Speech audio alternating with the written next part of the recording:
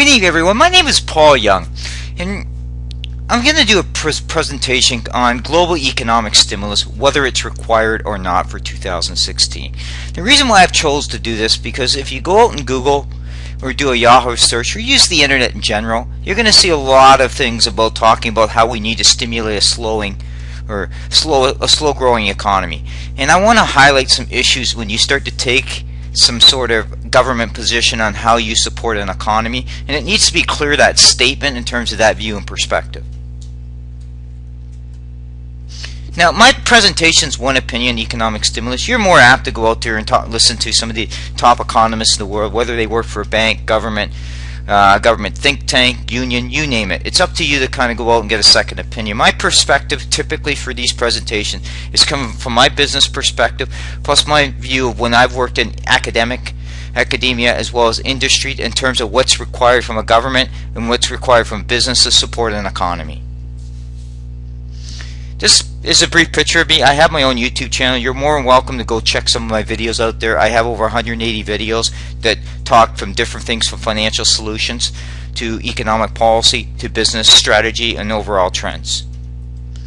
What is a stimulus will be my agenda, but I will talk about other aspects of what's going on in the economy. So basically the overall flavor of this presentation is about whether or not we require stimulus.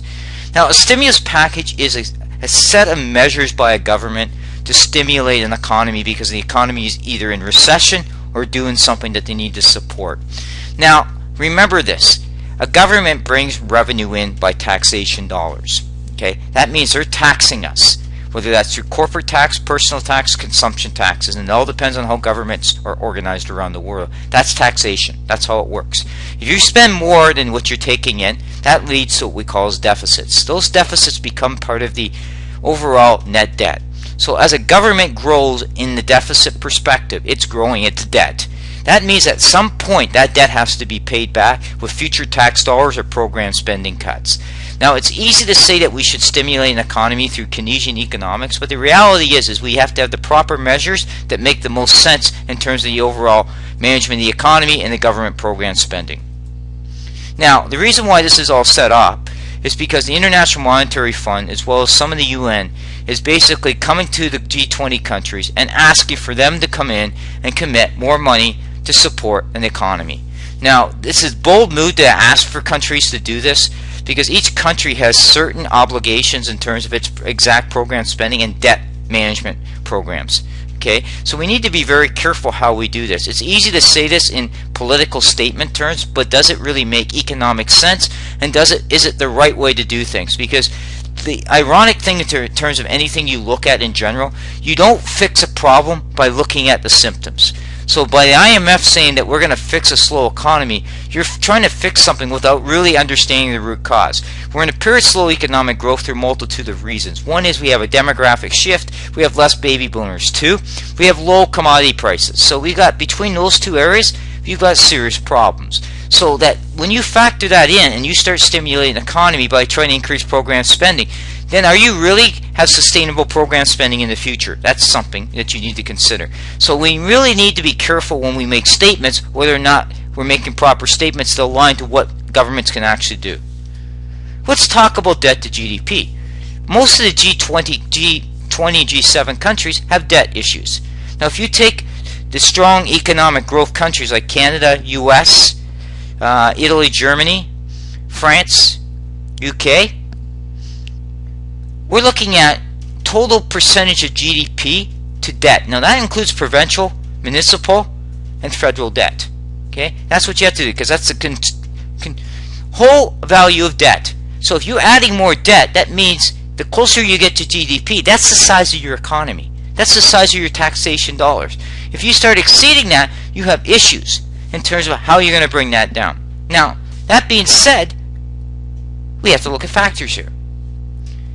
Interest rates are low, but they eventually will rise. When they rise, that's more money on that net debt that has to be paid out. So that reduces the amount for social programs. You also could make poor decisions on spending. If you're just adding more money and changing programs from old age security, from dropping it from 67 to 65, you're putting more pressure on general revenue when people are living longer. So you have to adjust programs to new realities. That's not being done. Government can't encourage people to spend. People will spend because they have a plan, they have extra money. So if you're going to drive private sector growth, business has to view that they need the money to spend in the economy, that it makes sense for them to invest in capacity. That's something that needs to be discussed. You also have emerging markets that need to come into play. That wasn't part of the discussion.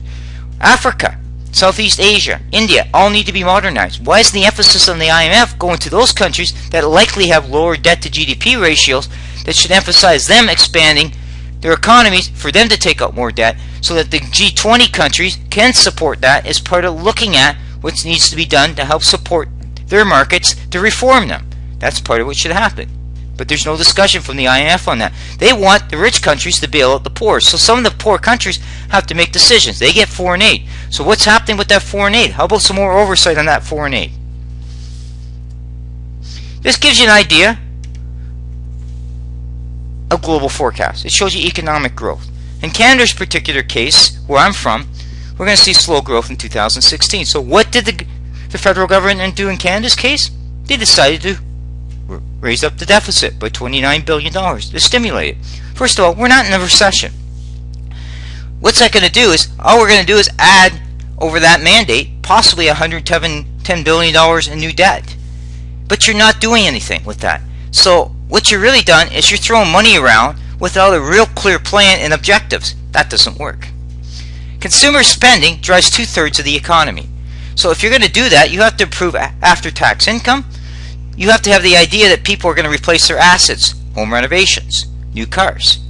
They're going to do that. But they also have to have a strong financial plan. So if they've got high household debt, they're not going to necessarily have the money to spend. And that's something that needs to be in play.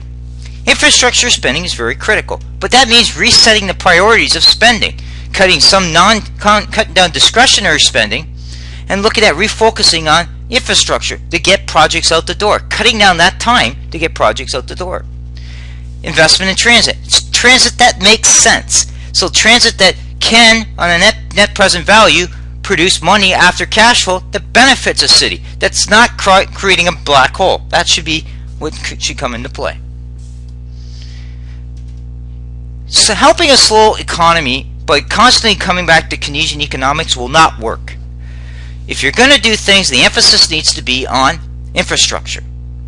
Also needs to be emphasis that governments cannot bail out an economy. They can support it to help it a little bit, but they can't bail it out. What a government can do is reform policies. And what that means is looking at the taxation codes, looking at red tape on assessments, looking at trade and investment deals with other countries, especially in emerging markets. Reforming real estate rules, from mortgage rules to commercial and residential valuations, cutting down foreign ownership to make it more affordable so that we're not growing real estate and commercial property values higher than GDP growth or income growth. It shouldn't introduce new program spending. It should be looking at how they deliver those programs and the value for money effort. It should reduce, as I mentioned earlier, capping discretionary spending. It should be looking away, reducing travel, reducing things that are not that important. We have non-discretionary spending, we have to do it. Then it should be looking at maximizing dollar, which means bringing in critical reforms that will drive wage, pension, and benefit reforms. Okay? Where's the IMF talking about that? They're not talking about that. Because the issue always with government exists to support social programs. But government also doesn't operate in a competitive marketplace. So it's time that the governments itself, from municipal, provincial, federally, sit down and reform how they operate. And that means looking at business models, looking at cost to serve models that make sense. And that's not something that's discussed. It's easy to throw money at a problem, but it never fixes it. Okay? And the key issue now is governments need to get out of this, that they can throw money at everything. What they need to do is make strategic decisions that make sense in a business case, that also makes sense in terms of reining in restraint. Restraint can mean a couple things. Yes, you want to be careful you don't put too much restraint because you hold back money from the economy, but you have to manage that. And the critical aspect of it, it's easy to make a statement that we need to stimulate the economy, but if you don't have a proper plan, it won't work. The idea of why I wanted to do this presentation is to highlight people, to get people asking questions, and stop listening to the rhetoric from people and look at solutions as we move forward. Thank you.